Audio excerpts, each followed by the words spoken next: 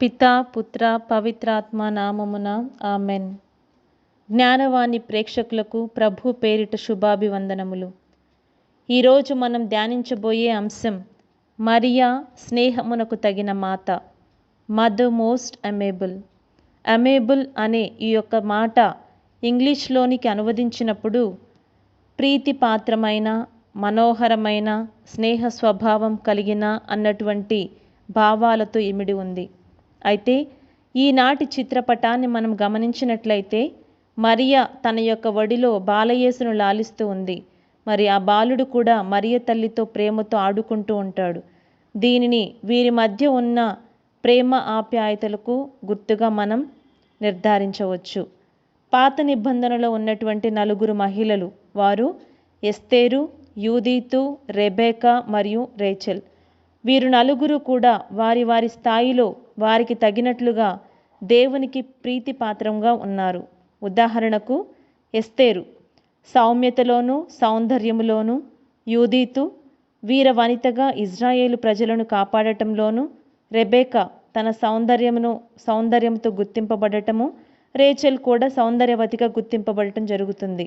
మరి పై నలుగురు స్త్రీల కంటే కూడా ప్రీతిపాత్రమైనటువంటిది, స్నేహశీలత కలిగినటువంటిది మన పరిశుద్ధ మరియా. మరి దేవదూతలు కూడా పాడుతున్నారు, మరియా అత్యుత్తమమైనటువంటిది, స్నేహశీలత కలిగినటువంటిది అని. ఇకపోతే మరియ ఏ విధంగా ప్రీతిపాత్రురాలు అని మనం చూసినట్లయితే, మొదటిగా తండ్రి దేవుని యొక్క విషయములో, తండ్రి దేవుడు సకల సృష్టిని సృష్టిస్తున్న సమయంలో మరియా దేవుని యొక్క కనుసన్నల్లోనే మెదలుతుంది. రక్షణ ప్రణాళిక అనున్నటువంటిది అక్కడే ప్రారంభమై ఉంది ఒక స్త్రీ ద్వారా అని ఆ వాక్యాలు మనం చదివినప్పుడు మనకు విదితమవుతుంది. కాబట్టి తండ్రి దేవునికి మరియకు ఉన్నటువంటి ఆ సత్సంబంధము, స్నేహశీలత కలిగినటువంటిది ఈ యొక్క సంబంధం. ఆ తరువాత కూడా తన కుమారుడైనటువంటి క్రీస్తుకు జన్మనిచ్చి ఉంది. కావున ఆమె తండ్రి దేవుని దృష్టిలో ప్రీతిపాత్రమైనటువంటి పాత్రను పోషించింది అని మనకు విదితమవుతుంది. ఇక త్రియేక దేవునిలో రెండవ వ్యక్తి కుమారుడైనటువంటి క్రీస్తు. క్రీస్తు వాక్కు రూపంలో ఉండగా, వాక్కు అయినటువంటి దేవుణ్ణి శరీరధారిగా తన గర్భములో మోసి క్రీస్తుని ఈ లోకానికి అందిస్తుంది. మరి క్రీస్తు ప్రభు జన్మం తర్వాత తన యొక్క ఆలనా పాలన చూస్తూ దాదాపుగా 30 సంవత్సరాలుగా ఆయనకు సేవ చేస్తూ ఉంది. వారిద్దరి మధ్య ప్రీతిపాత్రమైన, స్నేహశీలత కలిగిన సంబంధం ఈ విధంగా మనం గమనించవచ్చు. ఇక త్రిత్వైక సర్వేశ్వరునిలో మూడవ వ్యక్తి పవిత్రాత్మ సర్వేశ్వరుడు. పవిత్రాత్మ సర్వేశ్వరుడు ప్రత్యేకముగా మరియ ఎడల ప్రేమను కనబరిచి ఉన్నాడు అన్నటువంటి దానికి మారుగా ప్రేమలోనే జీవం పురుడు పోసుకుంటుంది. కావున పవిత్రాత్మ సర్వేశ్వరుడు ఆమె పైకి దిగివచ్చి ఆమె ఆత్మ ప్రేరణతో, వరప్రసాదముతో ఆమె గర్భాన్ని ధరించింది. అనగా పవిత్రాత్మ దేవుని యొక్క ప్రత్యేకమైనటువంటి ప్రేమ ఆమె పైన ఉంది అని ఈ విధంగా రుజువవుతుంది. కావున మరియకు పవిత్రాత్మ దేవునికి ఉన్నటువంటి సంబంధము ప్రీతిపాత్రమైనటువంటిదిగా మనం గమనించవచ్చు.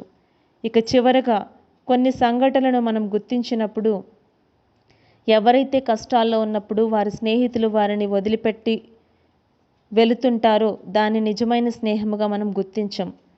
కష్టాలలో ఉన్నప్పుడు కూడా తోడై ఉన్నటువంటి వాడినే నిజమైన స్నేహితుడు అని ఎన్నో సూక్తుల ద్వారా మనకు తెలియవస్తుంది. మరియ కూడా మాతృత్వ విషయంలో తన కుమారుని చెంత చివరి వరకు ఉంది. అయితే ఆ యొక్క విషయాన్ని, స్నేహానికి ఆపాదించినప్పుడు ఒక స్నేహితురాలిగా పరిపూర్తిగా కష్టములో కావచ్చు, క్రీస్తు ప్రభుని యొక్క సుఖములో కావచ్చు, అన్ని వేళలా ఆమె కుమారుని చెంతనే ఉంది. ఎందుకంటే ఆమెలో స్నేహ స్వభావం ఉంది అని ఒక ఉదాహరణగా చెప్పవచ్చు. అంతేకాదు, ఎలిజబెతమ్మ గర్భం ధరించి ఉంది అని తెలిసి తనకు స్నేహపూర్వకముగా సేవలు అందించడానికి ఎక్కడో కొండ ప్రాంతంలో ఉన్న ఆమెను సందర్శించుటకు వెళ్ళి ఉంది. దీనిని బట్టి మరియా స్నేహమునకు తగిన మాత అని మనకు అర్థమవుతుంది. యోహాను శుభవార్త 15వ అధ్యాయం 15వ వచనంలో ఈ విధంగా పలుకుతున్నారు, నేను మిమ్ము దాసులని పిలవక స్నేహితులని పిలిచెదను. ఎందుకనా నాకు తండ్రి ఎరుకపరిచినవన్నీ కూడా నేను మీకు ఎరకపరిచి ఉన్నాను అన్నటువంటి భావముతో వారిని స్నేహితులను పిలుస్తున్నారు. అదేవిధంగా సామెతల గ్రంథం 14వ అధ్యాయం 14వ వచనంలో నీ స్నేహితుడు నిజమైనటువంటి వాడైతే ఎల్లవేళలా నీతోనే ఉంటాడు అని. మరి మానవుల కష్టసుఖాలలో, సాధక బాధలలో మరియ మానవుల చెంత ఉంటూ ఉంది. ఇక చివరగా దేవుడు మోషేతో ముఖాముఖిగా మాట్లాడాడు. ఒక స్నేహితుని వలె ఆయనతో మాట్లాడినట్లుగా మనము నిర్గమకాండము 35వ అధ్యాయము 11వ వచనంలో మనం చూస్తున్నాం. మరి మరియ కూడా తన కుమారుడైన క్రీస్తుతో ముఖాముఖిగా మాట్లాడి ఉంది కావున మరియ స్నేహమునకు తగిన మాత. ప్రియ సహోదరి సహోదరులారా, మరి ఇలాంటి స్నేహ స్వభావాన్ని పరిశుద్ధ మరియ మధ్యస్థ ప్రార్థన ద్వారా పొందుకొని దేవుని యొక్క దృష్టిలో మనమును ప్రీతిపాత్రమైనటువంటి స్థానాన్ని సంపాదించుకునేలా మనవంతుగా ప్రయత్నం చేద్దాం. ఈ మన ప్రయత్నంలో దేవుడు మనకు తోడై ఉండునుగాక. ఆమెన్.